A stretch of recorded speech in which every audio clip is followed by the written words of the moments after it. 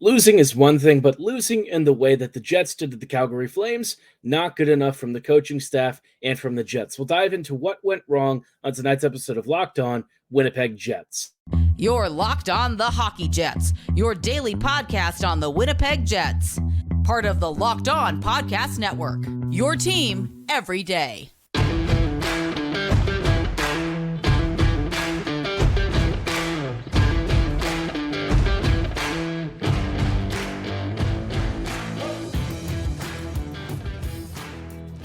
Good evening, friends, and welcome to tonight's episode of Locked On Winnipeg Jets, part of the Locked On Podcast Network, your team every day. I'm your host, Harrison Lee, an avid Winnipeg Jets fan and an online blogger. You can follow me on Twitter at HLLivingLoco and at LO_Winnipeg Jets. Thanks for making Locked On Jets your first listen of the day every day. If you like what you're hearing, be sure to like, follow, and subscribe on all of your favorite podcasting platforms and YouTube. Doing so, of course, is always free of charge and ensures you never miss another episode. Most of all, though, we just love and appreciate your support. Tonight's episode is brought to you by FanDuel. Make every moment more because right now, new customers can get $150 in bonus bets with any winning $5 bet. That's $150 if your bet wins. Visit FanDuel.com/lockedon right now to get started. Now, like I said, the Jets just came off of a game against the Calgary Flames. Was a bit of an earlier afternoon game, and the Jets honestly just weren't that good. Aside from a stretch where the Jets saw a first period hat trick from Sean Monahan, which you would think would be enough to at least put a pretty good hold on the Jets' lead. Instead, Winnipeg just completely fell apart on numerous occasions and ended up falling behind 5-3 in what was a really disappointing and annoying loss. Now, here's the thing about losses, right? For this team this year, the Jets are going to drop games, and that's okay. I don't really have a problem with Winnipeg maybe having a game where they're not at their best. Maybe they fall behind a bit. Finally, Hellebuck looks a little mortal, something like that, right? In this case, though, the Jets were, kind of put behind by their own performances and also by the coaching staff, again, getting the assignment wrong. We've talked about it many times before. The choice to not use Ehlers on the first line and have Connor there instead is just killing the Jets. The entire top six doesn't really seem that functional. You look at the underlying numbers, right? And people will say, well, the Jets didn't get outplayed. But if you look at previous games and even this one, unfortunately, it's only half true, right? The depth lines for the Jets actually did really well. The Lowry and Nemesnikov lines, they handled their assignments fine. No problem there. They did exactly what they were supposed to. No real dramas. Unfortunately, the Scheifele and Monahan lines really struggled to do much of anything at 5v5. The only reason that the Jets were able to come away with a couple of big goals from Monahan was thanks to the power play, which for the time being appears to have figured out the offensive zone setup stuff. Obviously the Jets still have trouble getting to that point, but at least now we know that they can finish. So that's good. But in terms of the 5v5 play for this team, it's kind of nosediving for two of the most important lines. The first line is especially frustrating because we know that there's a line combo that was basically as good as the McDavid line, and they went away from it as soon as Kyle Connor came back. This is very clearly, for me, one of the biggest mistakes the coaching staff has ever made. And, it really shouldn't be rocket science, but look, I'm totally cognizant of the fact that, there's locker room dynamics here. There is probably to some degree Scheifele dictating what he wants to do for his lineups. But at some point, the coaching staff has to examine the very hard facts. And honestly, the only player that seems to work well with Scheifele in the current lineup on that top line is Vilardi, because Kyle Connor has kind of been, well, in my mind, a little bit MIA. And that's partly because the Jets coaching staff is putting him in a position to fail. He doesn't actually do that well with Scheifele. We know that that's the case. And for whatever, feedback we've heard about Scheifele maybe not preferring to play with Ehlers because of the unpredictability, you look at their scoring record together, and I don't really know that it even matters. They seem to be very much in sync. They're very much great down low. And honestly, if that's what the unpredictability looks like, I would take that 10 times over what we're seeing now, because the Jets' top six is essentially non-functional. It's a non-starter. And for the Jets coaching staff to continue to get this particular question wrong, it's putting the rest of the team in a really tight position, because if the top line's not scoring, guess what? Somebody else has to pick up the slack. And with the Jets having multiple issues in this game, not only offensively, but also defensively, it's a tough one. I would also say that unfortunately, Neil Pionk got roasted pretty badly on several different shifts. He made a number of poor reads and had some moments where he had bad gap control. And he kind of, was part of the reason the Jets conceded several different goals. He wasn't the only reason, make no mistake, but he and the top line had a bit of a mare. This was probably some of their worst games of recent memory. So very frustrating. It felt like a 2 points that was really squandered. In terms of at least Monahan, having a really strong game, that's great. Sean, for me, until recently, hasn't been super noticeable, right? The first few games, I did kind of think Monahan might struggle at first a little bit, but I was still waiting to see more of what the coaching staff was hoping to get out of him. And thankfully, the last couple of games, we're starting to see him look a little more confident. I think the power play stuff is pretty legit, right? Now, like I said earlier, it's difficult for that unit to still set up initially, but once they do, we're seeing Vilardi and Monahan have some really good chemistry around the goal line, and it's leading to some really big scoring opportunities. So let's hope that continues, because if the Jets' power play is even slightly average, that is a huge improvement, and the rest of the league should watch out, because the special teams being dog crap is one of the only things that's truly held the Jets back this entire season. Now, recently, the 5v5 play has been a little bit more of a question mark, but I think that there's actually some pretty simple fixes to that. And I'm not going to sit here and say like it's actually easy, because we know it's not, right? There are some things about these changes that I'm proposing that probably still wouldn't be great. I suspect that the Connor and Monahan pairing would probably struggle defensively too, but at least, if you have one line that's dominating control and winning all of those matchups, it opens up so many other opportunities where you don't have to be perfect with either the third or fourth lines, or in the case of the redone Monahan line, Connor and Sean would have a little bit more, I guess, runway to work with if they're having a bit of a scoring drought. Because we know Connor recently has not been shooting much at all. He's not scoring, and it's been a brutal stretch for him. So a lot of moving parts for the Jets, but, realistically, like I said, I think you make one swap and immediately you will solve a number of different problems with how the team is currently constructed. But I don't expect the Jets coaching staff to really make that change. Maybe Bones will finally go to it. There's recently been some stuff from him about accountability and, meritocracy. And I want to focus on that because I feel like the Jets really don't actually exemplify any of what he just said in some very specific cases. We'll talk about what those specific cases are and why this is kind of hurting the Jets right now. But before we go any further, I did want to shout out our friends and partners at FanDuel. Get buckets with your first bet on FanDuel, America's #1 sportsbook. Right now, new customers can get $150 in bonus bets with any winning $5 bet. That's $150 if your bet wins. Bet on all your favorite NBA players and teams with quick bets, live same-game parlays, exclusive props, and more. Now, look, personally, I'm not a big basketball fan. I don't follow the NBA or college b-ball as much as I should. But, even I'm still aware of Steph Curry, LeBron, some of the top players. Jokic, I know, is obviously a very popular one these days. And, come the NBA playoff time, that's when I tend to focus a little bit more in on the sport. But for those of you who really track and love the sport, this is a great opportunity for you to really flex that knowledge. Just go to fanduel.com/lockedon and shoot your shot, because you might hit a few more threes than you're expecting. FanDuel, official sportsbook partner of the NBA.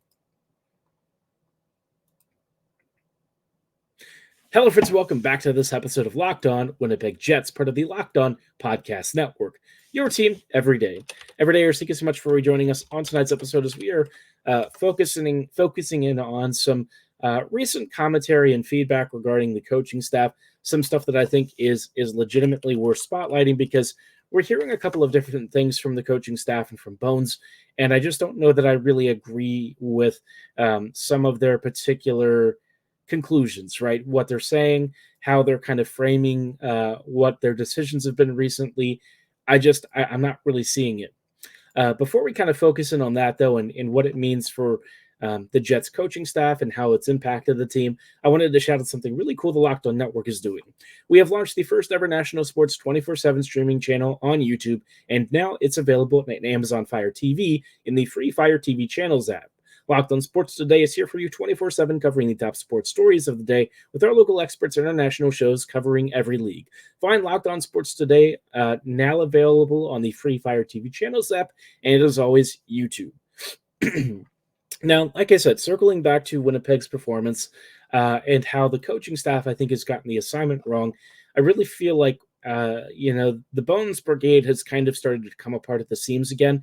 We saw it last year, and obviously that wasn't exactly the happiest of times for anyone. We all know that there was a lot of tension. Bones kind of had a bit of a disagreement with the players, sort of threw them under the bus, and I wasn't really sure how that would manifest this year.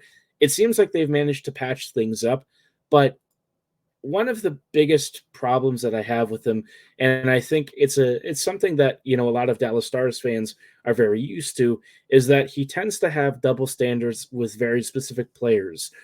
We're seeing this a lot with Perfetti and Ehlers. He was asked the other day about earning ice time, right? Because we know that both of those guys really don't play that much.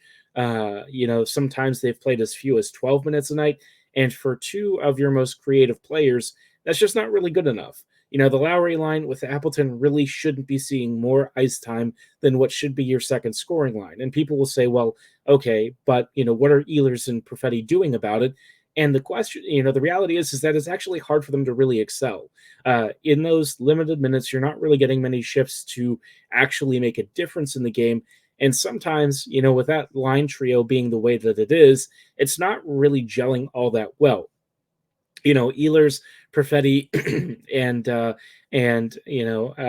Monahan don't really have the kind of chemistry that I think would make for a top end line. I mean, you can see flashes of it here and there, but overall, right, it just looks disjointed, and it's not really that different from what we're seeing with the top line, right? Like Connor, compared to the way that Scheifele and Vilardi work together, just seems completely lost in a lot of instances. And really, since injury, he's just been a bit of a shell of himself. And so for me, I look at the coaching staff and I have to say, well, if this is really a meritocracy, why do we continue to see certain players demoted and held to very high standards while we're seeing the top line continually get cratered and no changes have been made, right? It's been a bit frustrating.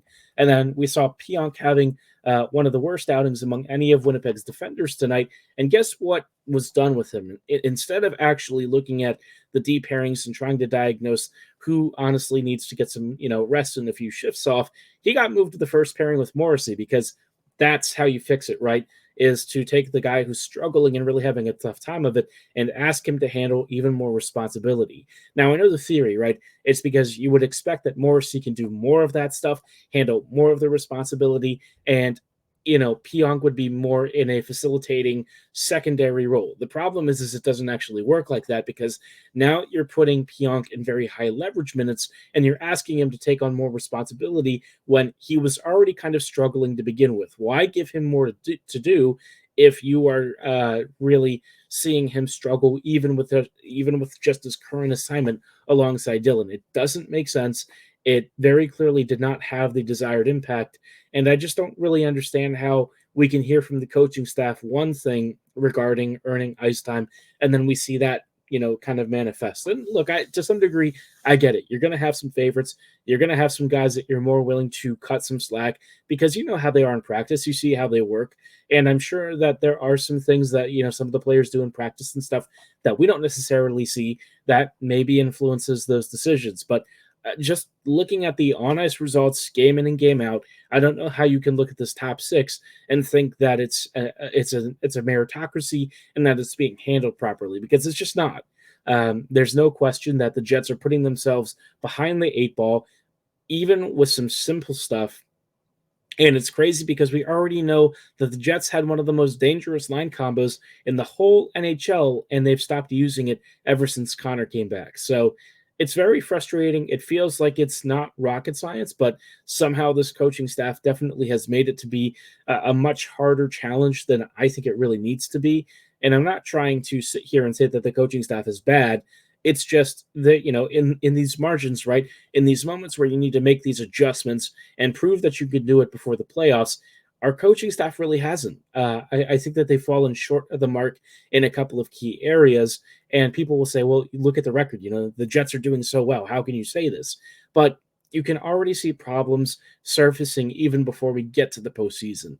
You have to think about who's really been contributing to a lot of these wins. You have an elite defensive structure. You've got Hellebuck standing strong. But offensively, this team is a lot less potent than you'd expect for a team that is fighting for a Central Division crown.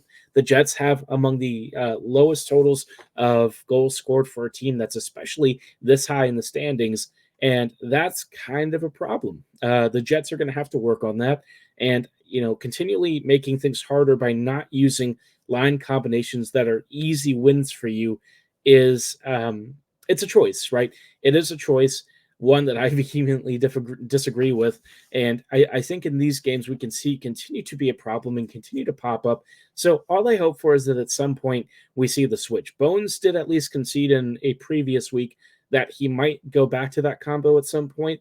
I'm just praying that he does it sooner rather than later, because the longer that some of the stuff goes on, the more frustration you'll see build up with the players, and that can start to lead to some undisciplined play, some lazy shifts, stuff that you just don't want to see from this team that has done so well this year, that has gotten really, really far, and that frankly deserves a shot to really prove itself in a deep playoff run. So, like I said, I'm not sitting here and trying to raise alarm bells necessarily, but these are bigger red flags than usual, right? These are not small issues. Thankfully, the solution's not that complicated. So, from my perspective, hopefully, this is stuff that the Jets don't really worry about too much, and that they'll actually make the switch sooner rather than later. If they are sitting here thinking that they need to make another trade, well, then make the trade. We've already talked about upgrading on the right-handed side of the defense. Maybe the Jets look to bring in another right winger that Bones will actually trust. I have no idea, but all I can say is, let's not get into some bad habits and watch what has been a great season start to ebb away, because this team has come too far to lose it now. And like I said, they've won enough games, and they won 3 of their last 4, so they're in a pretty good spot overall. But you want to resolve this stuff before it starts getting to crunch time and you can't, get back out of it. So tough one, right? But we'll see how the coaching staff responds. I feel like, Bones wasn't happy with almost anyone in this game. And if there was any time to make an adjustment and swap lines, this would probably be it. Let's hope he makes the right choice, because the Jets are going to be facing the Minnesota Wild later tomorrow. That's going to be a tough game, especially since they just dropped 10 goals against the Vancouver Canucks. And we'll talk about what to expect from Minnesota in just a little bit. Before we go any further, though, I do want to shout out our friends and partners at Game Time. When it comes to buying tickets, everyone knows that, charges, fees, inconveniences, and at times not even knowing what you're paying for can be a consistent part of the process. Game Time knows that exact same pain, and they want to take the guesswork out of buying tickets by giving you flash sales, last-minute ticket deals, and actually, a lot of times you get in-venue seat views, so you know what you're paying for. You don't want to go to see Taylor Swift doing her thing, for however many hundreds of dollars it is, only to find that you're sitting behind a giant pillar. Nobody wants that. You don't want to sit there, behind a pillar, say at like Fenway Park watching baseball, and somebody hits a grand slam and you miss it because, again, there's something impeding your view. Game Time offers all of these and so much more, including a lowest price guarantee, event cancellation protection, and more. They want to really make ticket buying easy, straightforward, and honestly a comfortable process. So take the guesswork out of buying tickets with Game Time. Download the Game Time app, create an account. Be sure to use promo code LOCKEDON for $20 off your first purchase. Terms apply. Again, create an account and redeem code LOCKEDON for $20 off your first purchase. Download Game Time today. Last minute tickets, lowest price guarantee. Hello, friends, and welcome back to this episode of Locked On Winnipeg Jets, part of the Locked On Podcast Network, your team every day.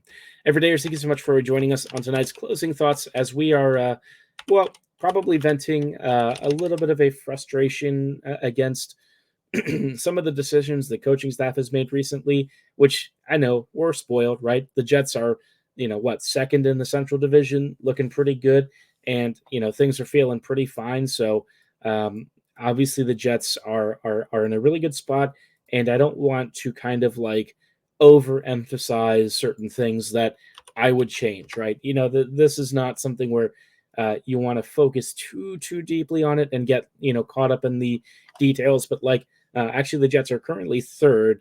So, Winnipeg, like I said, their season's been really good.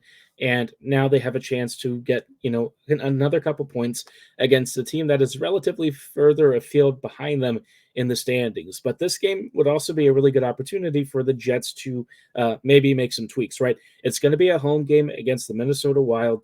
The Wild, however, did just sink 10 goals against the Vancouver Canucks.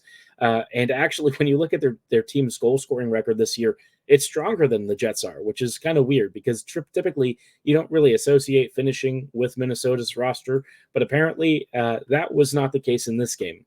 I think the goalies just took the night off and decided it'd be okay to allow 6 billion goals. We know that Eriksson Ek and Kaprizov remain two of their most talented forwards. Marco Rossi has also started to really find his form recently. He's got 15 goals on the season. Brock Faber continues to be one of the real Calder contenders. Now, look, I'm still going to put my vote behind Connor Bedard, but in terms of a good runner-up, a really strong runner-up who honestly should deserve a few more first-place votes than he may get, well, you could do a lot worse than Brock Faber, who has really, really earned his spot as their top defender. Now, intriguingly, we also have a really good shot at likely seeing Declan Chisholm. Chisholm just scored his first NHL goal the other night. I don't know if he'll actually play in this game. I would expect he would because I would think, a chance to stick it to the Jets and give a player who was kind of buried on Winnipeg's depth chart a chance to shine against his old team would probably be, something you could expect to see, right? Minnesota definitely has some bad blood from earlier this year. Both the fan bases apparently really hate each other, and this is a potentially really explosive game. Now, what's kind of funny is, I might have actually started Hellebuck in this game rather than the Calgary Flames one. I thought Brossoit was going to get that one. Did not happen. The Jets instead used Helly yesterday, or I guess, well, by this recording earlier this evening. But yeah, not great all around.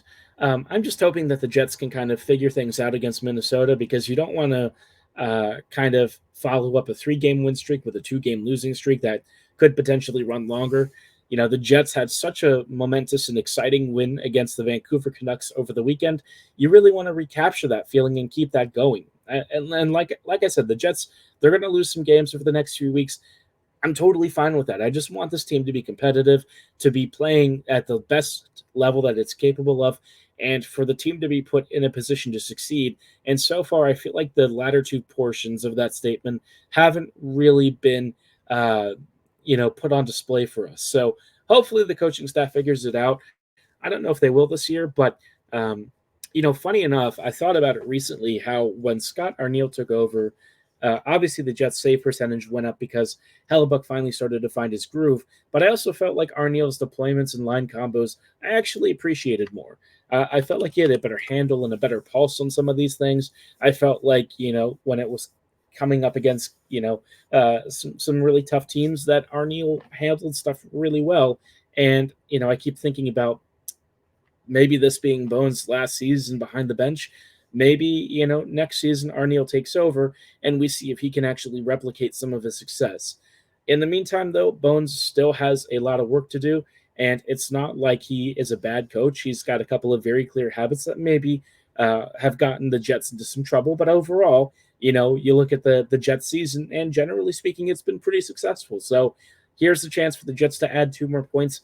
I'm hoping that it's going to be a really fun home game. I expect the crowd to be rocking. I know it's going to be a Tuesday, but given some of the bad blood between Minnesota and Winnipeg, I suspect that the crowd might sell it out. It'd be nice to have more butts in the seats, get folks really into the game, and what will be probably a lot of fireworks.